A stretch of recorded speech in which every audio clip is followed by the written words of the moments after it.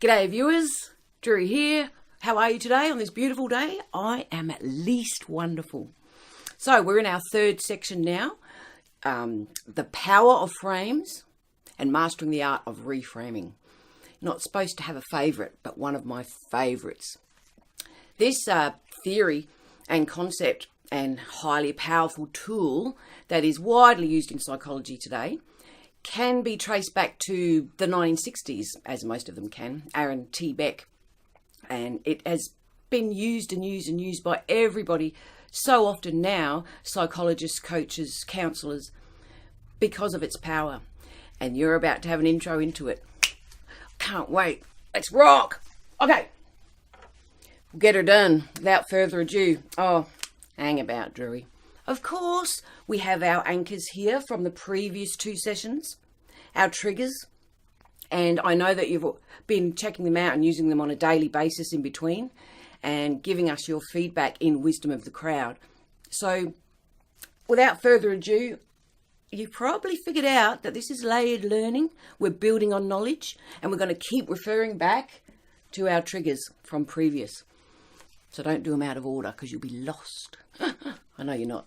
People listening, hola, buenos dias, which is morning, hello. Okay, frames. Theory goes like this. You know about our frames, we spoke about them, they hang out in our subconscious. Let's have a look at this model. A frame, as you would expect, looks like a frame. In the middle of it is a situation, an event, whatever you'd like to call it. Doesn't matter what the situation is. Doesn't matter who you are, what you do. This is how it works. So we have an event or a situation. And every time anything happens, doesn't matter what it is, it could even just be a conversation that we have frames around them. And it all starts, this is the critical point, which I'm going to keep going back to. It all starts with initial thought around it, our initial thought that comes in straight away. So this is how the cycle goes. It starts with a thought. And then that thought leads to a feeling or a mood. Feeling, I'm going to say feeling. And then that feeling or mood going around the cycle will then decide how we respond, react, which means how we act or behave, what our actions are, or our behaviour. And then, depending on this critical part, we'll get our result or our outcome around this particular event or situation. Sound simple?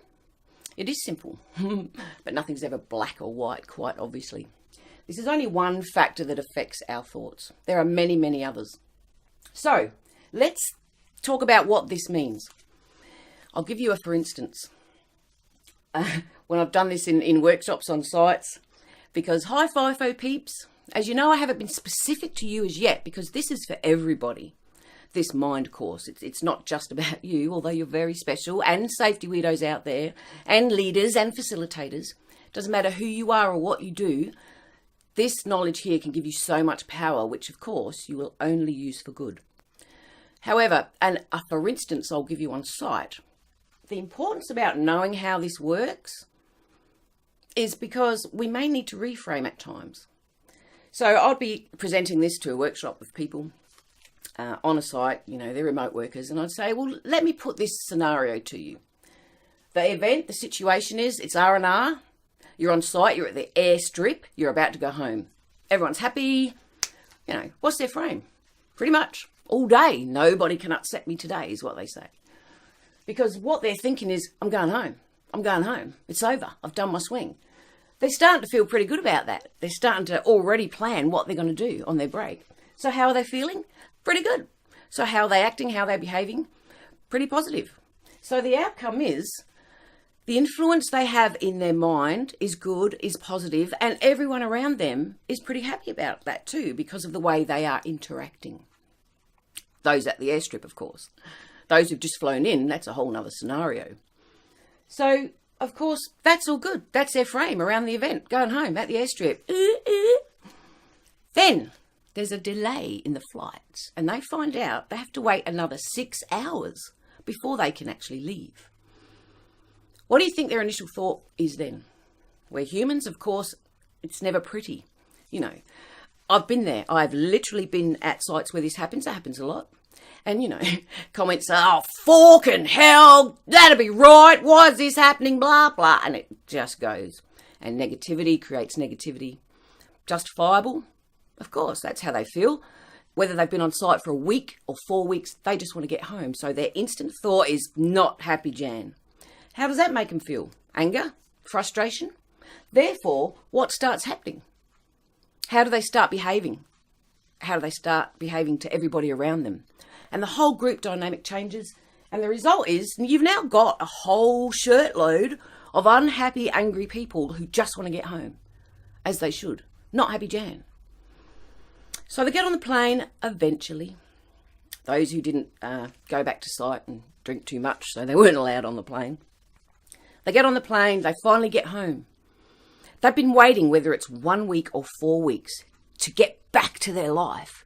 Whoever sees them when they get off that plane, their loved ones or their friends, what's the first thing that comes out of their mouth, usually, in that scenario?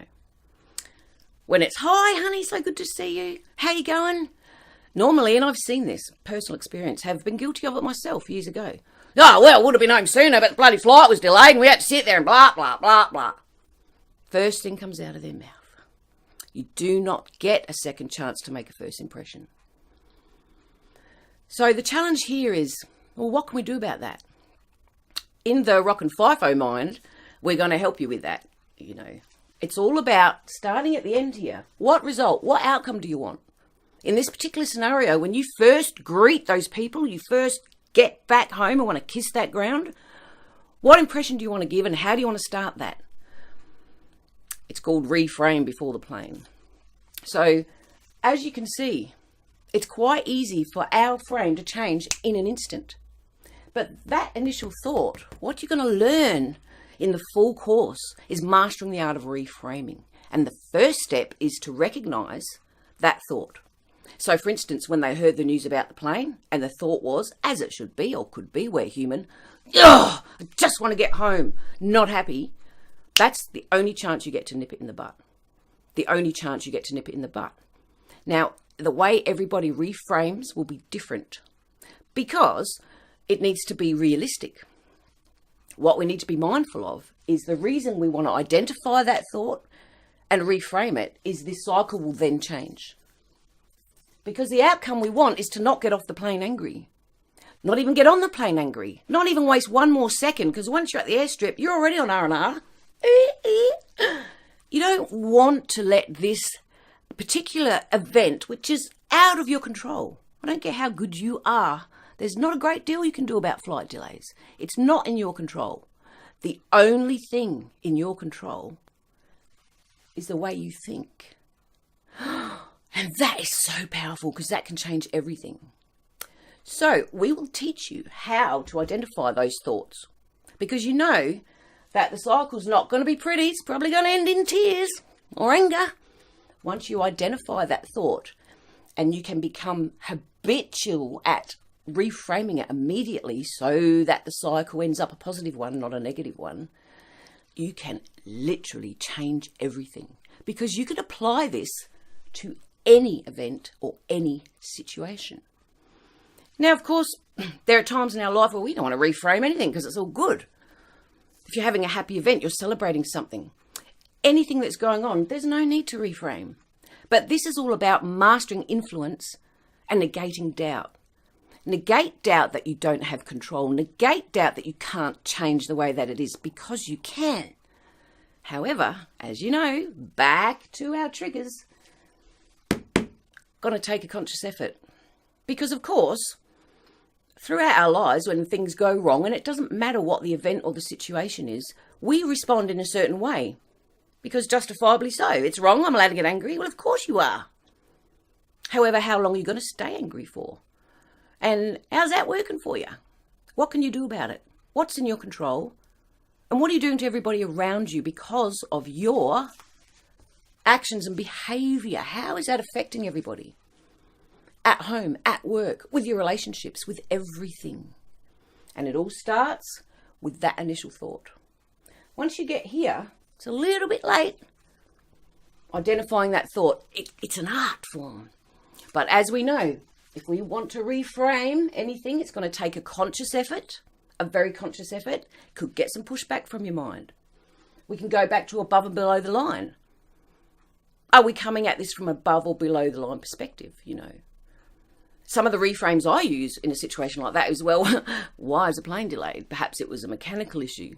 My above the line perspective would be, well, what would I rather? Hang out here for a few hours and get home later, or crash? No-brainer. Another reframe to try and stop that thought and turn it around to change the way I feel could be, well, at least my swing's over. I'm done. I'm heading in the right direction. Yes, we might get there a little late. However, I'm not going to let this affect my mood when I get home. I refuse to even let this wreck my mood because I was in a really good mood when I got here. Now let's look around, and I always try to think, how can I help all these angry, negative people? And it's not hard. I've done it several times at the airstrips. I say, yeah, well, what's the alternative? Fall out of the sky? And you get pushed back at first from them. Because there's also group expectations and group frames. There's even societal frames, and that can really be a powerful effect on our individual frames. You think about, for instance, there was a societal frame at one point, or way back when Cocky was an egg, that the world was flat. So, of course, we believe the experts, they all thought the world's flat. So the feeling was, well, then we're going to fall off the edge if we try and sail too far. So the way they acted was they wouldn't go past a certain point. And the result was, well, this is it. This is the confines of our world. It wasn't until someone somewhere, Christopher Columbus, or not sure, one of those excellent people who thought, well, hang on a minute, who says the world's flat? Where's the evidence for that? He stopped that thought. He reframed and said, I reckon we should have a go, and I don't think it is flat. How can we prove it's not flat? And so he thought, well, let's have an expedition to see it. And that was the action. The expedition went, and they went past the known world. The result was, guess what? The world's not flat at all, and we've opened our horizon. The positive effect on the result of that situation literally changed the world. And because as soon as the whole world heard that outcome of that event, they reframed instantly. Bang! World's not flat. Okay, cool. Straight up. I love this. It's so exciting. I could go on for hours, as you know, as I do. But I won't, because this is just an intro, and we know how your mind works. Limited capacity. And you may be wandering off into alpha. Come back, Dorothy. Really critical that you understand the power. This is the most powerful thing you have in your toolkit.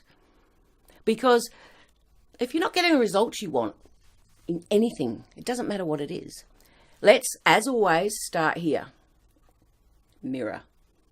What am I doing first and foremost? Because it's not about them, whoever the mysterious they are. What can I do? I may not have a lot of control of things in my life, but I tell you what, I'll choose how to respond. Thank you very much. I won't let my mind automatically use frames that are not giving me a positive result. I'm done with that. I want to change the way I feel about things, even when I am challenged. This is a really good tool to do it. I'll finish by telling you that Robert Merton came up with what is called self-fulfilling prophecy. Super powerful stuff as well. That if we think a certain way, it could be anything. Let's say, let's go to work. If you think that your boss, he's not a good person. You don't like him. And you don't have a good working relationship, and it affects everything. If we think like that about that particular person or that particular relationship, subconsciously, and as you know, you're not actually always in control of what goes on in here. Depends on your dippy. If we think our boss is a tosser, for use of a better word, then it's going to make you feel not happy about having interactions, and everything he or she does is going to be tainted by that initial thought that you already have, even though at the moment you think it's justifiable.